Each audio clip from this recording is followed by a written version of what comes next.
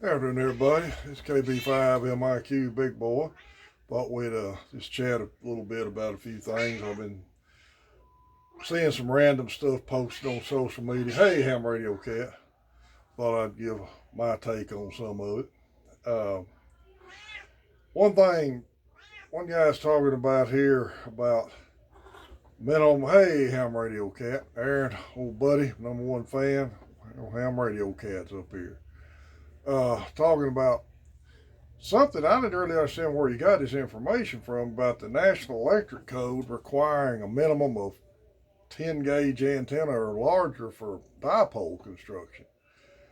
I don't know where it comes from. The National Electric Code doesn't have anything to do with antenna construction. That may have been something Adolph L'Oreal had put out. But uh, my rule of thumb has always been 14 gauge wire. You know, Radio Shack years ago used to sell the spools of 14 gauge hobby antenna wire, copper wire. Used a bunch of them. I've got my 160 dipole right now made out of a 14 gauge THHN electrical wire. Picked up a 500-foot roll of it. And that's what I made it out of. There's also questions about how to support it. What I've always done on a dipole, well, mine are cheap. I'll do this on a budget. Uh, I get down to the end of it, put some insulators on it, and I just use either Dacron rope or trot line string or whatever to tie off the ends and support it at the center where I've got where all the connections are on the pole. So I don't understand where you need that big a wire because one thing problem, if you go much get into that great big wire like that, you're gonna run into some weight issues. So, and I'm on someone of the experts can correct me. I'm almost certain 14 gauge wire handle a kilowatt. You know, a full legal limit with an amp. So I don't know where they coming up with that question at. Uh, that opened up a whole can of worms. One guy thinking about having his roof replaced, wondering if he had experience with metal roofs and affecting antennas. For years, I kept a 2 meter mag mount stuck on a metal roof on my house, strictly for use in inclement weather, because it was what as high as my other antennas, and I could hit every repeater, and I could just about hit with my other antennas with it. So, uh, and actually, my 160 dipole crosses over one end of my metal roof, and it doesn't really affect it, but everybody's going to have to just experiment with that and see what they can figure out on it. What would work. But if you want to put a mag mount antenna on them, they make a great ground plane for them. I can guarantee you that. One guy had posted about the radials on a Hustler 4BTV, 5BTV, 6BTV vertical, and looking at the Hustler's instructions. Like I said, I've talked about those before. WD5HKV has used them antennas extensively since he was on this, since he's been in this hobby since the 70s. He's had them up on towers with the radials on them in the air and ground mounting them. And mine was getting RF in my computer speakers real bad on 10 meters when I first put it up. And I got out there one day and I was doing electric work at times, so I had some extra wire. And I done all the radials according to Hustler that they wanted and buried them in the ground, and it didn't help my RF one bit. Uh, Jeff told me to drive an 8 foot copper ground rod to ground by my mounting pole. When you clamp the antenna on it, clamp it around that too, and that cured every bit of it. W5DLX Cody runs one of those Wolf River Coils portable verticals, and he's told us that he has the best luck just using 3 radials on any band without putting all the extra radials that calls for. So that's part of the experimentation of this hobby. You're just going to have to get out there and play with an antenna a little bit to see what works best for you. That's where the Nano VNA comes in really handy. Um, there's a guy talking about power supplies. You know, I'm old school. I use an Astron RS35, old heavy transformer type power supply. Astrons are been around forever. Uh, my first power supply was a very well used Astron RS-20 I bought in '92. I don't know how old it was when I bought it, but I bought it in '92 used at the Hamcom in Arlington, and it played out in about 2006 when I had to buy this new one. So, I mean, I don't think you can beat the transformer type power supplies myself. Uh, when I got into this hobby, really got active in '06 with this hobby again, the switching power supplies were kind of coming into being, and there was a lot of hype about them making noise in your radio at the time. And I don't know, I've talked to people, I've just never had trouble with it. In fact, Silent Key N5QOI bought one of the ICOM 746 Pros with a matching power supply, and it worked great. So matching switching power supply. I think I'm pretty sure Cody's got a switching power supply he has good luck with. I know Jeff does too. So either way you want to go on a power supply, in my opinion, is whatever works within your budget. But just get one that's big enough to do everything you want to do with it. And I know my first 701 was a 100-watt radio, called for 16 amp power supply. This 897 calls for a full 20 amp power supply. So if you're gonna have to buy something bigger to make sure you got enough room there, because that goes back to my days in the military running a generator. You don't ever load a generator up over 80% of its max rated load. So same way the power supply. If your radio pulls 20 amps, don't buy a 20 amp power supply. Buy something slightly bigger. Just to give you a little cushion, and it helps running stuff down the road. Uh, One thing I did notice on here, and the new guys, especially when you're studying for your license and get into this hobby, there's anytime you run up on a emergency net for either Skywarn net, or it could be, I've seen nets up for a maritime net for a ship in trouble. You'll see a lot of hurricane nets up on HF where people are passing information back and forth. You know, it could be anything from hurricane information to people trying to get information about their loved ones in the area. So if you come up on a HF frequency, or via any frequency, but you'll see a lot of them on HF, and that's running that kind of emergency net, go someplace else. Tune away from it.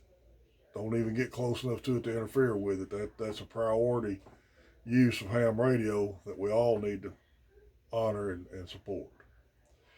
Um, on a funnier note, y'all heard me talk for years. Well, Jeff didn't heard me talk for years. Y'all had, but my favorite bands are on HF are 10 and 17. I've worked 20 some. I really have. I've made a few contacts on 20. 20 always, I don't know, it always seemed crowded, and maybe, I don't know what the right word is, territorial a little bit. But a lot of people run amps on 20. And reason I'm telling this story, a week or so ago, Jeff worked a Russian station on 20 one night. Worked him off his Hustler Vertical on 100 watts. He said, I had to wait till the pilot thinned a little bit. But he said, I got the guy. He sent him a card. Uh, he said, he told me where he's at. He said he's about there every night. My problem is I get sleepy and I go to bed, but I was going to try to catch him. And Jeff said, big boy, you might as well get ready for this. When that guy comes on the air and makes his call, I swear you could hear the amps clicking on all over the country. And, well, anyway, I was got here last night for a while and see if I could catch him. And heard another station. And my big deal is I love to get island stations. In fact, I even separated my cards out up here on the wall from continent countries to island countries. And hang on a second.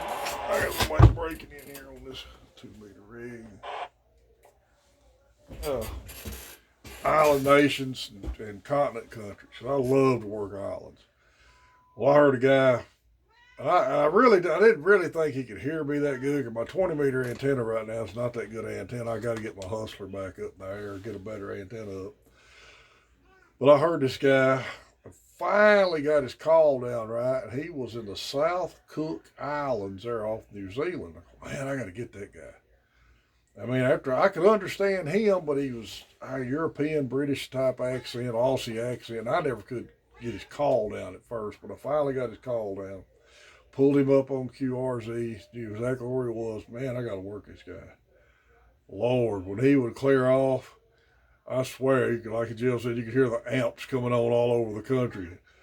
Next thing I know, there's a guy from New Hampshire that is blowing me out of my chair here in Texas talking to the guy.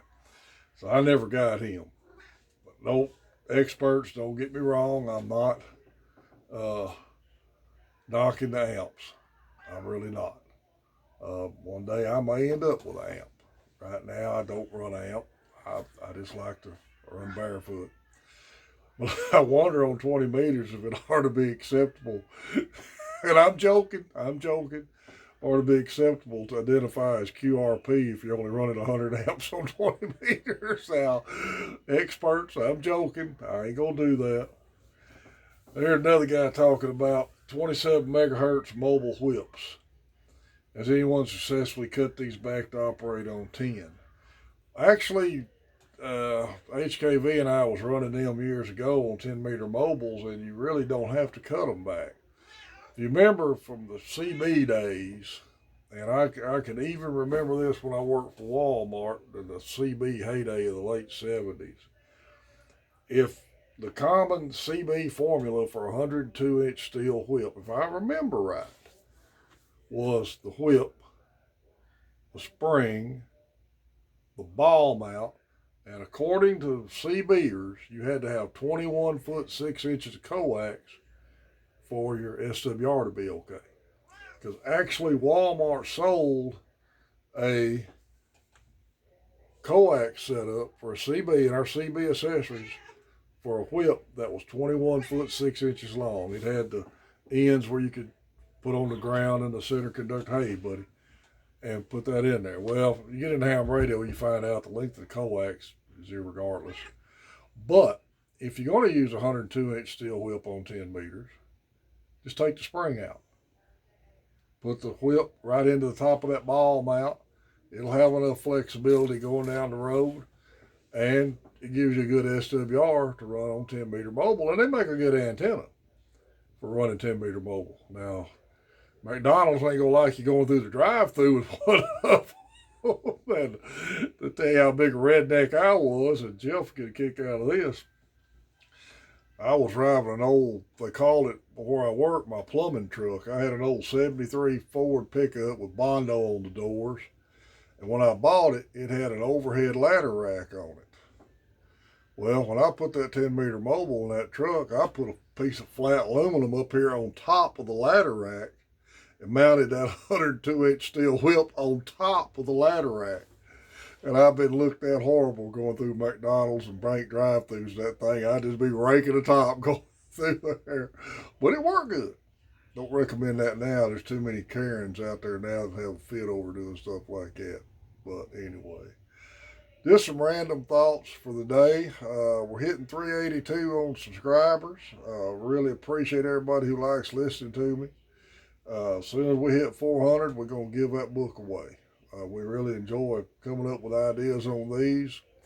Anybody's got any suggestions for a subject, drop me a line. Let me know. Send me an email, comment on here. Now, I'm going to tell you, I'm not up on modern digital. In fact, I had a guy ask me what I thought about Raspberry Pi, and I'm sitting there thinking, why is this guy asking me about a dessert? I thought we was talking about ham radio. And that's the honest truth. I did learn out later what Raspberry Pi was, but I like my style of operating, and we do try to help these new guys. We got to help keep these new guys going any way we can. Another thing, I just made another trip. I drive once a month, about almost 300 miles across North Texas and back. And this is the biggest reason we push HF on these new guys, because I put a radio on my truck, and I got repeaters programmed in every town I drive through. And I drive from Avery, Texas to Azle, Texas, and back. The only town I've ever got anybody talk to me on a 2 meter repeaters in Azle. I've hit repeaters in every town through there and ID'd multiple times going through them, and have never talked to another ham radio operator since. So 2 meters is a great tool to have. It really is. I keep them in my truck constantly. But if that's all you've got, you're probably going to get bored with this hobby real quick, especially if you're just plan on working repeaters. Now, if you're in an area where you got a lot of repeater traffic, you got a lot of people you like to talk to, hey, that's great. But don't give up on the low bands. Or at least get you a shack set up and try to work some 2 meter sideband with a horizontal antenna. We'd love to catch you on 10. Band's kind of dead, been dead a couple of days here, but it's picking up some. We've been picking up a few more people at night on it. So, all righty. Well, everybody, I appreciate everybody who watches us and enjoy putting these out. Remember, Main Trading Company in Paris, Texas. They're also online. Good place for ham radio gear. Lots of your Facebook pages: Four States Amateur Radio Club, Dallas Amateur Radio, Cowtown Amateur Radio, Shreveport Amateur Radio Club. Good places for information, especially for new hams trying to get into hobby, especially if you're in one of these bigger metropolitan areas. Also, look up club stations on Facebook, club pages. Good way to get information if you're interested in becoming a ham. Flea market, ham radio flea market trading posts, amateur radio Elmer's, ham radio, Texas amateur ham radio, all good Facebook pages for information. Again, appreciate everybody watching the channel. Hope everybody has a great week. It's going to be hot this week, so be careful outside. KB5 MIQ, Big Boy, 73.